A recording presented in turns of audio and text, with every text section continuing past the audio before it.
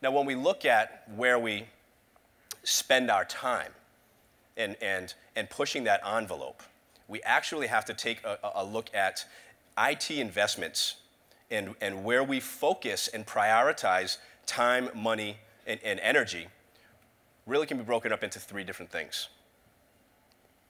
The first area we call run.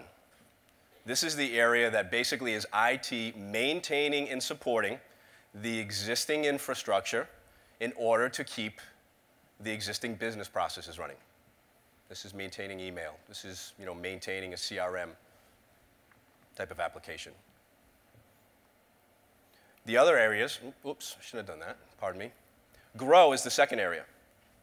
And in growth, this is IT contributing to the growth of revenues and/or profits for a business. How can IT find ways to help the business to streamline processes, save money and lower my costs, my expenses, so that I can have more profit?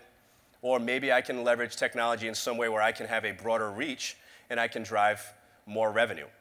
It's about taking my existing business model and finding better, faster, leaner, more efficient ways to get that same business done.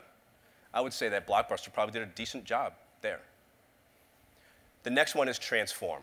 And when we talk about transform, this is about truly pushing the boundaries. This is about having a moment that changes the industry altogether, changes the market that we happen to be in, and/or changing the market that our clients or our customers happen to be in. This is about disruption. So we have these three areas. I would ask you, where did Blockbuster spend the majority of its IT investment, do you think? Was it in run? Was it in grow? Or was it in transform? How many think it was in run? How many in grow?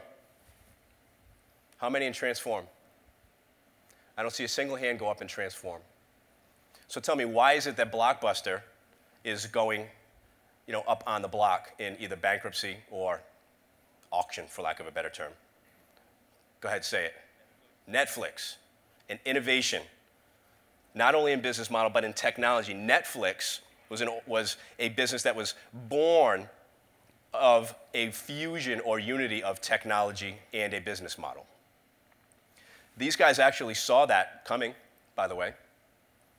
Last year, the former CEO of Blockbuster was speaking at a CIO summit here in New England. And at that CIO summit, he told about how they saw what was happening over there, but they chose not to take action. The IT organization was not part of their strategic team.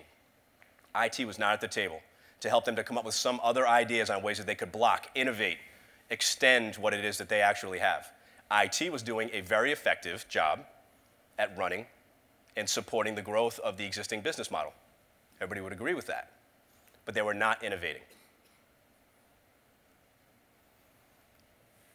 Let's contrast that with an organization like Amazon. So what business is Amazon in? Retail. They are a retail company. However, they were born as a retail company fused with technology right from the very get-go. And when we talk about what fusion really is, and hearkening back a little bit to Tim's speech, fusion is taking two disparate or separate elements and combining them in such a way that you get something different, something unique, something that is neither the first element or the second element once that fusion occurs. If I simply align two things, I would say that Blockbuster had technology and business aligned, especially in supporting their growth and putting all of those locations out there. But when you have alignment, separation can also occur. They're still two separate entities that are not fused together. Amazon, however, I think everybody would agree, is built upon and has technology fused and foundational to what they do.